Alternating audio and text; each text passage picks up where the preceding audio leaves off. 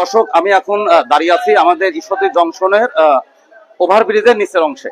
আমি যে অংশটা দাঁড়িয়ে আছি এখান থেকে 55টা ধাপ অতিক্রম করে আমাদের উপরে যাওয়া লাগে, ওভারব্রিজের উপরে। তারপর সেটা পার হয়ে আবার ওইদিকে মোটামুটি 45টা ধাপ পার করে প্ল্যাটফর্মে নামা লাগে। আসলে যে কথাটা বলার জন্য দাঁড়িয়ে আছে, আমি একজন রেলওয়ে কর্মী। আজকে আমি রেলওয়ে কর্মী হিসেবে কথা বলবো না, আজকে আমি ঈশ্বরদীর সাধারণ মানুষ হিসাবে আমাদের রেলওয়ে কর্তৃপক্ষের কাছে আবেদন করব। সম্মানিত কর্তৃপক্ষ, আমরা যারা ঈশ্বরদী জংশনে, ঈশ্বরদীবাসী যারা ঈশ্বরদী জংশনে বিভিন্ন ট্রেন দিয়ে বিভিন্ন দিকে যায়, যারা রোগী আছে, যারা অসুস্থ আছে, যারা বয়স্ক মানুষ আছে, যারা শারীরিকভাবে অক্ষম আছে, তাদের জন্য আমাদের ঈশ্বরদী জংশন ব্যবহার করা দিনকে দিন মুশকিল হয়ে যাচ্ছে। এমনি আমাদের ট্রেন নাই, এমনি আমাদের ট্রেনের সংখ্যা কমে গেছে।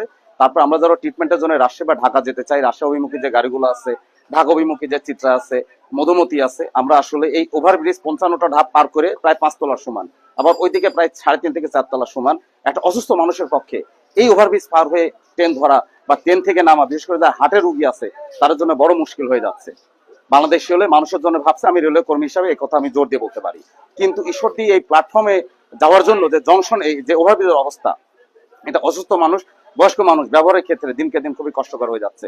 তাই সম্মানিত কর্তৃপক্ষ, আমি একজন ঈশ্বরদী নাগরিক হিসাবে, সাথে রেল কর্মী হিসাবে আপনাদের কাছে দাবি করছি, আপনারা দেখুন প্লিজ কিছু করা যায় কিনা। আমি যখন ঈশ্বরদীতে থাকি, যখন কাজ করি, রাস্তাঘাটে হাঁটি, আমি যত রেল কর্মী অনেকেই জানে, অনেকে আমাকে বলছে যে মিঠু, এই জিনিসটা যদি বলা যায় মানুষের কল্যাণ হবে। এবং যারা অসুস্থ মানুষজন আছে, যারা বয়স্ক হয়ে গেছে, যারা পশ্চিম থেকে পূর্বে বা পূর্ব থেকে পশ্চিম যায়, এই 55টা ধাপ অতিক্রমকে উপরে ওঠা এবং নিচে নামা, এই তারপরে হুইল চেয়ার উঠানোর কোনো সিস্টেম নাই। আপনি কাঁধে করে নিয়ে যাবেন, এখানে যদি রোগীর ক্ষেত্রে সহযাত্রী 2 থেকে 3 জনের বেশি না থাকে, তাহলে নিয়ে যাওয়া সম্ভব না। আবার প্ল্যাটফর্মে নেমে যদি রেলগেটের দিকে হেঁটে যাইতে চান, 2 সাইডে লাইনের যে বিস্তার, সেখানে আপনি সেফলি যাওয়ার কোনো মানে গ্যারান্টি নাই। যে কোনো সময় ট্রেন ঢুকে আপনি অ্যাক্সিডেন্টের সম্ভাবনা থাকতে পারে। তাই প্রিয় কর্তৃপক্ষ, যারা রেলওয়েতে আছেন, যারা আমাদের ঢাকায় আছেন, রাজশাহীতে আছেন, যারা পাখিতে আছেন, আপনারা দয়া করে বিষয়টা ভাবুন। কারণ বাংলাদেশ হলে বাংলাদেশের জন্য, বাংলাদেশের মানুষের জন্য এই আশা আমি সবসময় করি এবং বিশ্বাসও করি। কিন্তু ওভারব্রিজ ব্যবহার করে রোগীদের বিভিন্ন জায়গায় গন্তব্য যাওয়ার ক্ষেত্রে, বয়স্ক মানুষের বিভিন্ন গন্তব্য যাওয়ার ক্ষেত্রে আমাদের ঈশ্বরদী জংশন দিন দিন প্রতিকূল অবস্থায় পরিণত হচ্ছে। একটা 55টা সিঁড়ি অতিক্রম করে ওঠা, 45টা সিঁড়ি বেয়ে নিচে নামা এবং অনেক দূর হেঁটে যাওয়া, এটা কিন্তু স্বাভাবিক বিষয় না। আমরা কিছুদিন আগে দেখতে পেয়েছি যে নড়াইল স্টেশনে আমাদের চলন্ত লিফটের ব্যবস্থা করা হয়েছে। বাংলাদেশের আধুনিকায়ন হচ্ছে, আধুনিক সব জায়গায় ব্যবস্থা হবে, সুষম উন্নয়ন হবে রেলের, এটা আমরা সবাই জানি।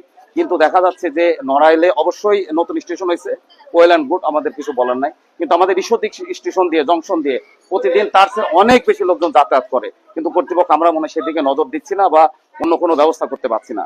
সেক্ষেত্রে মানুষজনের চলাচলের জন্য আমরা যদি চলন্ত সিঁড়ি বা অন্য কোনো লিফট বা অন্য কোনো বিকল্প ব্যবস্থা করতে পারি, যত দ্রুত সম্ভব করা দরকার।